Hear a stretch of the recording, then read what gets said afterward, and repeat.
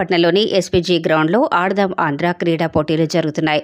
2 టీములు క్రికెట్ ఆడుతుండగా స్వల్ప ఉద్రిక్తత చోటు చేసుకుంది. ఎంపైర్ వ్యవహారంలో 2 టీంల మధ్య వాగ్వివాదం చోటు చేసుకుంది. ఎంపైర్ ఒక టీంకి సపోర్ట్ చేస్తున్నారంటూ మరో టీం అభ్యంతరం వ్యక్తం చేయడంతో గొడవ మొదలైంది. పోలీసులు రంగప్రవేశం చేసి పోలీసులు 2 టీంలకు సర్ది చెప్పడంతో వివాదం సద్దుమణిగింది. పోలీసు బందోబస్తు మధ్య ఆడదాం ఆంధ్ర క్రీడా పోటీలు కొనసాగుతున్నాయి.